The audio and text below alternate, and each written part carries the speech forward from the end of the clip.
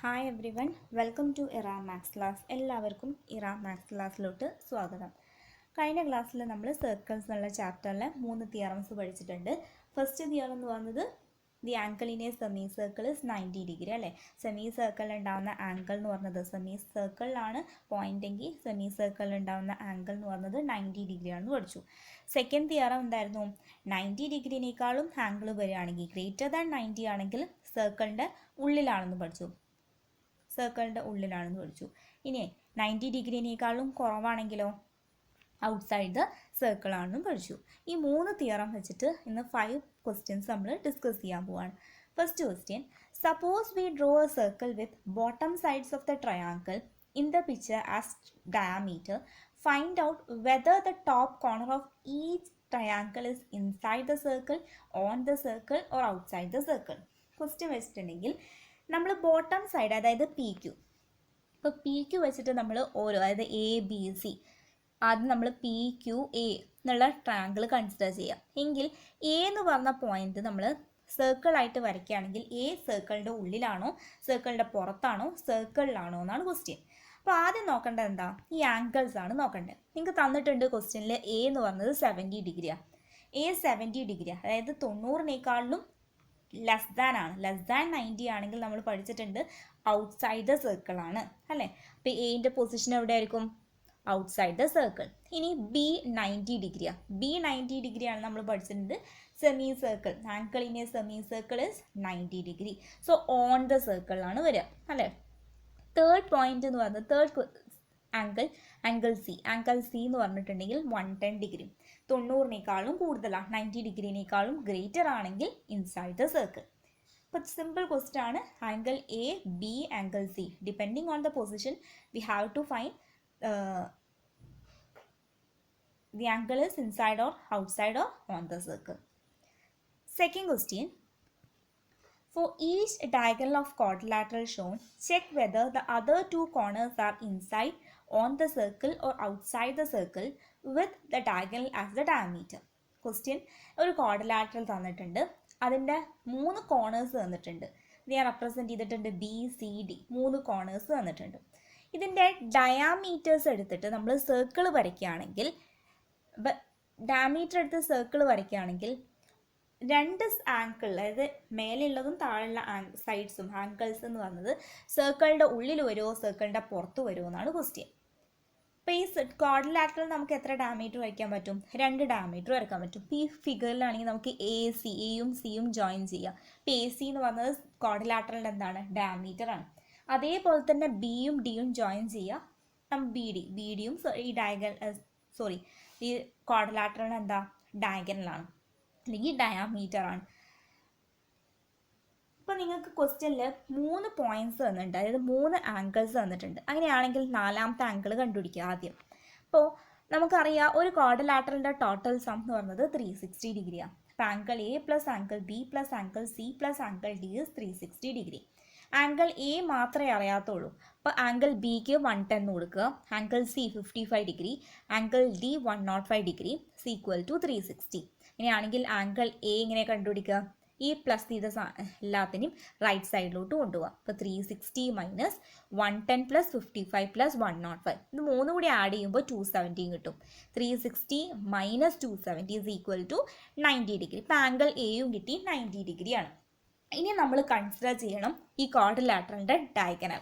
അപ്പോൾ ആദ്യം ഞാൻ എ സി ജോയിൻ ചെയ്യണം. ഇപ്പോൾ എ സി വെച്ചിട്ട് നമ്മൾ സർക്കിൾ വരയ്ക്കുകയാണെങ്കിൽ ബി സർക്കിളിൻ്റെ പുറത്താണോ ഉള്ളിലാണോ ഓൺ ദ സർക്കിൾ ആണോ എന്നാണ് ചോദ്യം. അതേപോലെ തന്നെ ഡിയും. ഇപ്പോൾ നോക്കുക, എ സി എന്ന് പറഞ്ഞത് നമ്മൾ ഡയഗണലായിട്ട് എടുക്കുകയാണെങ്കിൽ ആംഗിൾ ബി എന്ന് പറഞ്ഞത് 110 ഡിഗ്രിയാണ്. It is greater than 90. Greater than 90 ആണെങ്കിൽ എവിടെയായിരിക്കും? It's inside the circle. അതേപോലെ തന്നെ ആംഗിൾ ഡി 105, 105 90-നേക്കാളും ഗ്രേറ്റർ ആണ്. 90-നേക്കാളും ഗ്രേറ്റർ ആണെങ്കിൽ ഇൻസൈഡ് ദ സർക്കിൾ. ഇപ്പോൾ നമ്മൾ എ സി ഡയഗണലായിട്ട് അല്ലെങ്കിൽ എ സി ഡയമീറ്റർ ആയിട്ട് നമ്മൾ സർക്കിൾ വരയ്ക്കുകയാണെങ്കിൽ ബി എന്ന് പറഞ്ഞതും സി എന്ന് പറഞ്ഞതും ബി എന്ന് പറഞ്ഞതും ഡി എന്ന് പറഞ്ഞതും എവിടെയായിരിക്കും? സർക്കിളിൻ്റെ ഇൻസൈഡ് ആയിരിക്കും. ഇനി നമ്മൾ ഡയഗണൽ ബി ഡി ആണ് ജോയിൻ ചെയ്യുന്നത്. ഇപ്പോൾ ബി ഡി ആണ് നമ്മൾ സർക്കിളിൻ്റെ ഡയമീറ്റർ എങ്കിൽ എയും സി എവിടെ ആയിരിക്കും? എ എന്ന് പറഞ്ഞത് 90 ഡിഗ്രിയാണ്. 90 ഡിഗ്രി ആണെങ്കിൽ നമ്മൾ പറഞ്ഞു ഓൺ ദ സർക്കിളിലായിരിക്കും. അപ്പോൾ അത് കഴിഞ്ഞു. ഇനി സി എന്ന് പറഞ്ഞത് ലെസ് ദാൻ 90 ഡിഗ്രിയാണ്. ആംഗിൾ സി എന്ന് പറഞ്ഞത് ലെസ് ദാൻ 90 ഡിഗ്രിയാണ്. 55 ഡിഗ്രി. ലെസ് ദാൻ 90 ആണെങ്കിൽ ഔട്ട്സൈഡ് ദ സർക്കിൾ. അപ്പോൾ ഇതിവിടെ എഴുതാം. If you draw a circle with a diameter A B, നമ്മൾ സർക്കിൾ വരയ്ക്കുകയാണ്, എ സി വെച്ചിട്ട് ഡയമീറ്റർ വെച്ച് നമ്മൾ സർക്കിൾ വരയ്ക്കുകയാണെങ്കിൽ ബീൻ്റെ പൊസിഷൻ എന്ന് പറയുന്നത് ഇൻസൈഡ് ദ സർക്കിൾ, ഡീൻ്റെ position inside the circle. If you draw a circle with diameter B D, ഇനി ബി ഡി വെച്ചിട്ടാണ് നമ്മൾ സർക്കിൾ വരയ്ക്കണമെങ്കിലോ എ എന്ന് പറഞ്ഞത് ഓൺ ദ സർക്കിൾ, സി എന്ന് പറഞ്ഞത് ഔട്ട്സൈഡ് ദ സർക്കിൾ. ക്ലിയർ ആയി. Third question. If a circles are drawn with each sides of a triangles of side 5 cm, 12 cm and 30 cm as diameter, then with respect to each side, where would be the third vertex? നമുക്ക് ഒരു triangle വരയ്ക്കാം. ഇപ്പോൾ ട്രയാങ്കിളിൻ്റെ sides തന്നിട്ടുണ്ട് 5, 12 and 13 cm. ഇതിൽ ഓരോ സൈഡും നമ്മൾ diameter ആയിട്ട് വരയ്ക്കുകയാണെങ്കിൽ തേർഡ് സൈഡ്, ഇത് തേർഡ് സൈഡ് ട്രയാങ്കിളും അതിൽ ജോയിൻ ചെയ്യാണ്. ഈ തേർഡ് സൈഡ് എവിടെയായിട്ടും വരിക, സർക്കിളിൻ്റെ ഉള്ളിലാണോ സർക്കിളിൻ്റെ പുറത്താണോ ഓൺ ദ സർക്കിൾ ആണോ എന്നാണ് ക്വസ്റ്റ്യൻ. അപ്പോൾ ആദ്യം നിങ്ങൾ എന്ത് ചെയ്യുക, ആദ്യം ആ ട്രയാങ്കിൾ വരച്ചിരിക്കുക. അപ്പോൾ ട്രയാങ്കിൾ വരച്ചു. ട്രയാങ്കിളിൽ ഞാൻ എ ബി എന്ന് പറഞ്ഞത് 5 cm എടുത്തു, എ സി എന്ന് പറഞ്ഞത് 12 cm, B C is equal to 13 cm. ഇതിൽ ആംഗിൾ ഒന്നും നിങ്ങൾക്ക് തന്നിട്ടില്ല, ഇല്ലല്ലോ. അപ്പോൾ നിങ്ങൾ ആദ്യം ചെക്ക് ചെയ്യേണ്ടത് നിങ്ങൾക്ക് വരച്ചിട്ടുള്ള ട്രയാങ്കിൾ റൈറ്റ് ആംഗിൾ ട്രയാങ്കിൾ ആണോ എന്ന് ചെക്ക് ചെയ്യണം. അപ്പം നിങ്ങൾക്കറിയാം, നിങ്ങൾ പഠിച്ചിട്ടുള്ള റൈറ്റ് ആംഗിൾ ട്രയാങ്കിളിൽ പൈത്തഗോറസ് തിയറം അപ്ലൈ ചെയ്യാൻ പറ്റും. എന്താ Pythagoras theorem? Hypotenuse square is equal to base square plus height square ആണ് അല്ലേ. ഇവിടെ ബേസ് എന്ന് പറഞ്ഞത് 5 ആണ്, ഹൈറ്റ് എന്ന് പറഞ്ഞത് 12. So 5 square plus 12 square, 5 square 25, 12 square 144, രണ്ടും കൂടി ആഡ് ചെയ്താൽ 169 കിട്ടും. 13ൻ്റെ സ്ക്വയർ അല്ലേ 169 ആണ്. അങ്ങനെയാണെങ്കിൽ നമുക്ക് പറയാം ട്രയാങ്കിൾ എ ബി സി എന്ന് പറയുന്നത് എന്താ ട്രയാങ്കിൾ ആണ്, റൈറ്റ് ആംഗിൾ ട്രയാങ്കിൾ ആണ്. പൈത്തഗോറസ് തിയറം എവിടെ മാത്രമേ നമുക്ക് അപ്ലൈ ചെയ്യാൻ പറ്റുള്ളൂ? റൈറ്റ് ആംഗിൾ ട്രയാങ്കിളിൽ മാത്രമേ അപ്ലൈ ചെയ്യാൻ പറ്റുള്ളൂ. ഇപ്പോൾ നമ്മളിപ്പോൾ ട്രയാങ്കിൾ എ ബി സി എന്ന് പറയുന്നത് റൈറ്റ് ആംഗിൾ ആണെന്ന് പറഞ്ഞു ഇല്ലേ. അപ്പോൾ ആംഗിൾ എ എത്രയായിരിക്കും? 90 ഡിഗ്രി. അപ്പോൾ നമ്മൾ ബി സി ആണ് ഡയമീറ്റർ എടുത്ത് സർക്കിൾ വരയ്ക്കുകയാണെങ്കിൽ എ 90 ഡിഗ്രി ആയതുകൊണ്ട് എ എവിടെയായിരിക്കും? പൊസിഷൻ ഓഫ് എ എവിടെയായിരിക്കും? ഓൺ ദ സർക്കിൾ ആയിരിക്കും അല്ലേ. 90 ഡിഗ്രി ആണെങ്കിൽ നമ്മൾ പറഞ്ഞു സർക്കിളിലായിരിക്കും എന്ന് പറഞ്ഞു. അപ്പോൾ position of A is on the circle. ഇനി നമ്മൾ എ ബി ആണ് സർക്കിളിൻ്റെ ഡയമീറ്റർ ആയിട്ട് വരയ്ക്കുകയാണെങ്കിൽ സി എവിടെയായിരിക്കും? എ ബി എന്ന് പറഞ്ഞത് അപ്പോൾ ഞാൻ പറഞ്ഞ ആംഗിൾ എ 90 ഡിഗ്രിയാണ്. ഇനി ആംഗിൾ ബിയും ആംഗിൾ സിയും നമുക്കറിയില്ല. അപ്പോൾ ഒരു ട്രയാങ്കിളിൻ്റെ ടോട്ടൽ സം എത്രയാണ് വരുന്നത്? 180 ഡിഗ്രി. അപ്പോൾ ഈ ആംഗിൾ ബിയും ആംഗിൾ സിയും കൂട്ടിയാൽ എത്രയേ വരുള്ളൂ? 90 ഡിഗ്രി. രണ്ടും കൂടിയും കൂട്ടിയാലേ 90 ഡിഗ്രി വരുള്ളൂ അല്ലേ.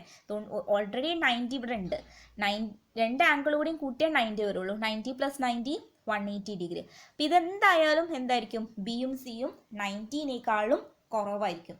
ആംഗിൾ